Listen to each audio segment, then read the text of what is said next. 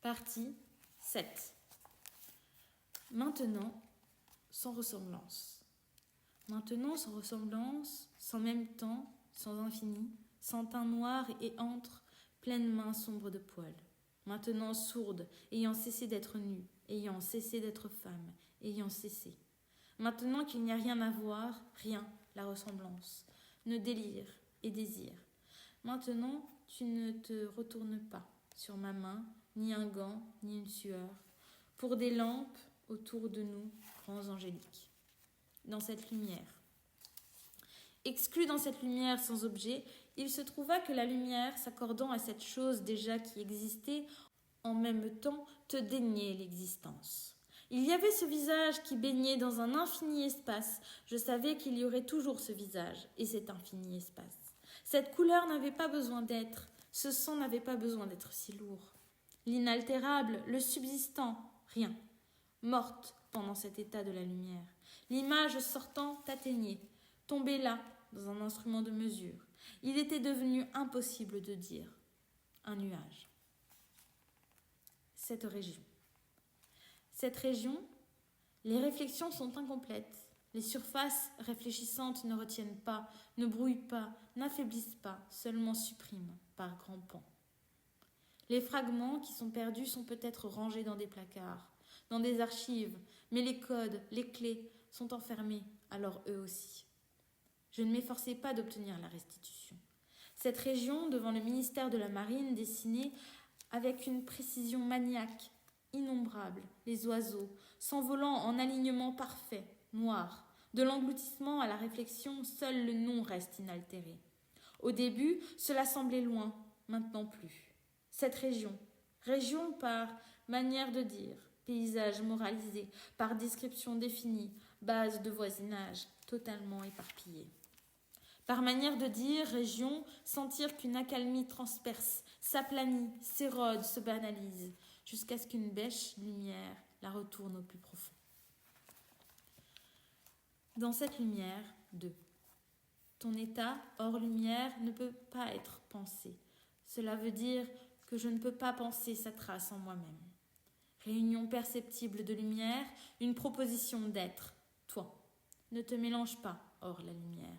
Le trajet de ma vue en vint à s'arrêter quelque part, car si cette image à jamais devait me taire, ma vie lui appartiendrait au point d'être, une fois pour toutes, arrêtée en elle. Les lumières changeaient, pas ton obscurité. Aucune chose ne se comportait plus comme si la lumière avait un sens. Trajectoire frayée dans le noir de la lumière, chaque lumière continue, frayant vers moi dans le noir. Au fond des jambes ouvertes, cette tache sombre, cela ne changea pas. L'histoire n'a pas de souvenir. L'histoire n'a pas de souvenir. Chaque image de toi, je parle de celles qui sont dans mes mains, devant mes yeux, sur les papiers, chaque image touche la trace d'une reconnaissance, l'illumine.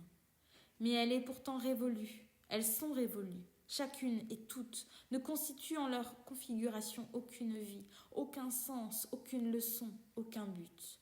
Ta voix se déplaçant en bruissant dans le magnétophone, j'entends les efforts de ton souffle dans la nuit, devant le magnétophone à ton lit. Je l'entends après des centaines de nuits inchangées, et pourtant il n'y a rien en elle d'un présent. Rien que la magie mécanique ait pu, par la mimésis en limaille, translater d'aucun de tes moments, pleins, séparés, difficiles de souffle, révolus, pour être là en ton nom comme un recours. Et c'est pourquoi peut-être tu es en elle, vue et voix, le plus irrémédiablement morte. Et c'est pourquoi aussi la vie qui te reste, s'il te reste, est imprimée en moi, suaire, entremêlée en moi, refusant de se défaire. Et de céder, comme ta chair, à la complaisante décomposition non imageable, et de s'immobiliser comme l'image et la parole dans les parenthèses documentaires, cette vie qui est cela, ton odeur, ton goût, le toucher de toi.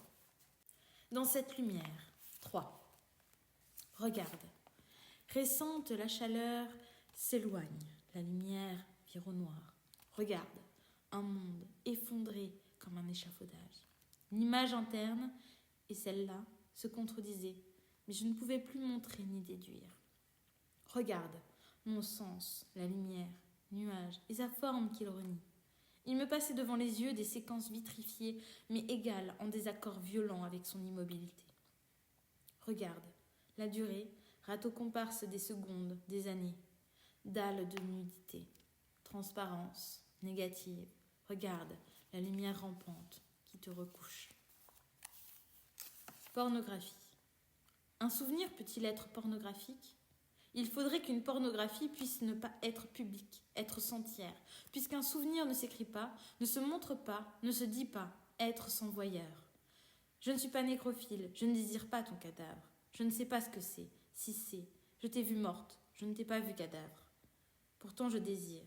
Ces souvenirs sont les plus sombres de tous. Ils font la violence la plus grande au principe de réalité.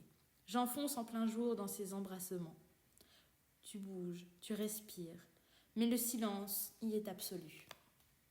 Dans cette lumière, 4.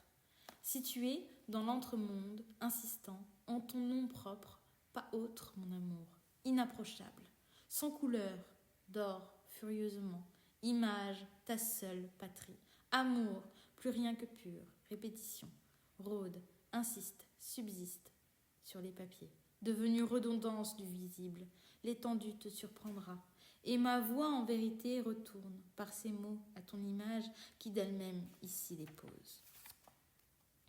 Mort réelle et constante. À la lumière, je constatais ton irréalité.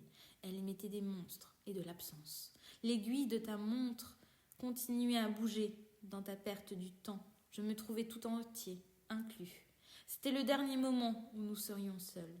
C'était le dernier moment où nous serions.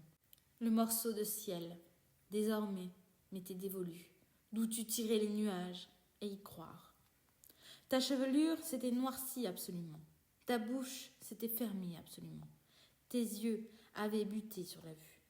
J'étais entrée dans une nuit qui avait un bord, au-delà de laquelle il n'y aurait rien.